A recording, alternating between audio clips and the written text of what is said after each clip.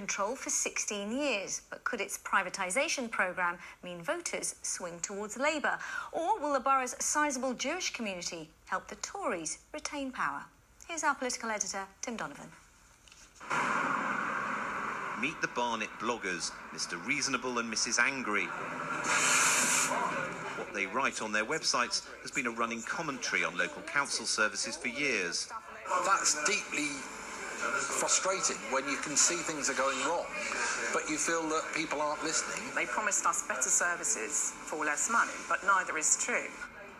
The council's outsourced a whole menu of services to Capita, contracts worth more than £500 million, the phone system, HR and IT, planning, pest control and roads. On the very narrowly drawn call contract, it has saved money, true, but they bill for everything else. And all the extras are costing us more. Basically, it's falling apart.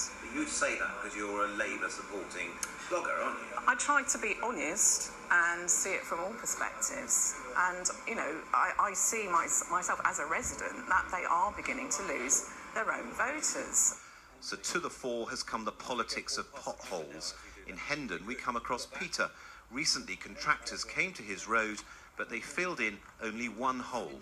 They were specific that regardless how many potholes are in front of number 8, they will only do one which they choose. And which pothole was that? That was this one over here.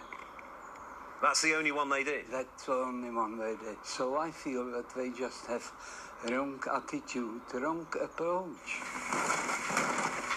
Lots of services like rubbish collection aren't in the Capita contract, but Labour hope people have finally tired of it. These issues have become much more to the fore as people have recognised that the privatisation, mass privatisation of council services has made them more remote from the people and less reactive and responsive to people's problems. But the Tories say Labour won't change the contracts, and overall they've been more than worth it. It's been very good. We're saving £1 million a month out of this. It's fantastic. And there's nothing ideological about it, because at the same time as doing this contract, we've insourced other services. We've done partnership with other boroughs. We're just out to get a good deal for the taxpayer. What do you make of these bloggers? They've been at you for some time, haven't they? Yes, but one day they might be right, so I do listen to them. But they haven't been yet. Did you put a spin on that? But could Labour's chances be harmed by a wider row over anti-Semitism? At the table tennis club at this local synagogue, it was certainly a factor. My position would be not to vote Labour. I suspect that quite a lot of the Jewish people will not vote Labour for the same reason. That may have an impact because we are a significant minority, but it might not. At a local level, I'm quite happy to continue to vote Labour. That's because we've got 3 really good candidates. They're Labour candidates and they're very, very good. But I have to tell you, if they weren't, I would be seriously considering not even voting. It proved close last time, and Labour now need just 2 seats to take control. But there are few certainties. Tim Donovan, BBC London News. Stay with us, still to come before 7.